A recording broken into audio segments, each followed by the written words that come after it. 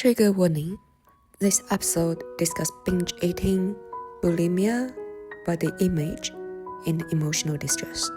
Some parts may be distressing to hear.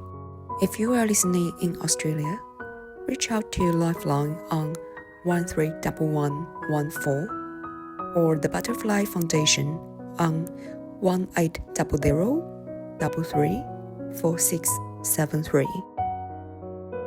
You are not alone. This is When the Body Speaks. Across the world, eating disorders are rising, yet binge eating often goes unseen.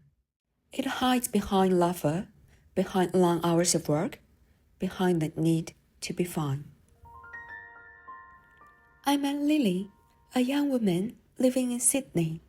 What she told me wasn't really about food. It was about feeling full of emptiness. 那天晚上，我一直吃到哭。That night, I ate until I cried. 白天我几乎不吃。During the day, I barely ate. 因为我害怕镜子里的自己。Because I fear my reflection. 我知道我应该停下来，可我就是停不下来。I know I should stop, but I cannot. 我吃进去的不是食物。What I swallow isn't food. 是恐惧。It's fear, 孤独 loneliness, 还有那些我不够好的声音。 and the voice that says, I'm not enough. For her, binging feels like the only way to stop feeling at all. Lily's story made me wonder, when someone keeps punishing their body, the pain isn't really in the stomach, but in the heart. To understand these swallowed emotions, I spoke with a psychologist from Chengdu Dashenghui Consulting Center, Dr. Wang, who has spent over a decade treating eating disorders. Hi, Dr. Wang. Many people think binge eating is just about craving or lack of control. In your view, what is it really about? 暴食它不是嘴馋， Binge eating isn't about 它 greed. 是一种情绪上的 It's 疾 an 病。 emotional illness. 患者吃进去 What 的 patients consume isn't food. 是压抑、 It's repression, 焦虑 anxiety, 和内疚。 guilt. 有的人啊，他白天选择节 Some 食， stop by day, 晚上反而会 binge 暴 by 食， night, 事后他会进行催吐。 and induce vomiting after. 严重的时候，患者会 In 用到 severe cases, 塑胶软管插入到喉 they 咙里 use 进行倒 plastic 流， tubes to drain the stomach.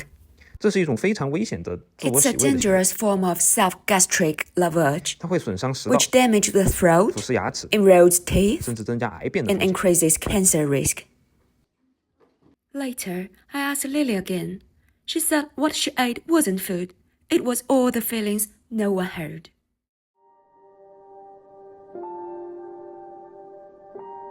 According to the Lancet Psychiatry 2021, people with eating disorders are 6 times more likely to develop esophageal cancer. In Australia, around 1.1 million people and about 4.5% of the population are living with an eating disorder. How to do intermittent fasting for serious weight loss. Fasting is one of the most powerful tools for losing weight. It is fasting. On social media, zero-carb challenges and skinny goals flood our screens, turning thinness into a form of applause. I spoke with psychologist Kevin Wei from Sydney Mindspace Clinic, who studies social media and body anxiety among young Australians. Every like rewards your hunger.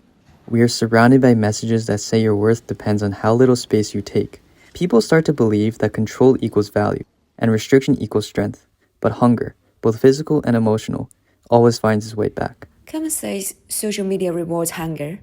Some of his youngest clients apologized for eating, but happiness was never meant to be starved. What worries me most is how young some of my clients are. 14, 15, they already see food as a moral issue.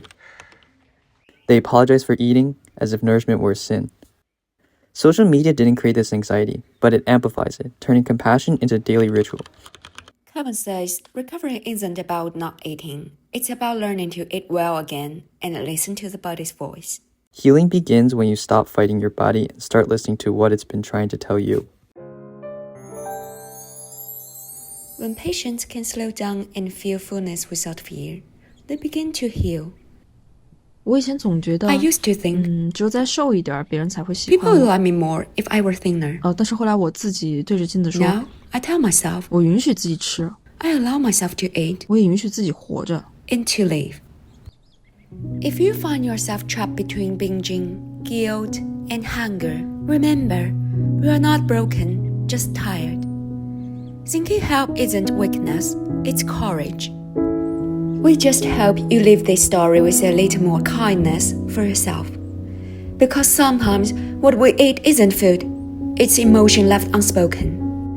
And learning to hear your body's cry is learning to live again.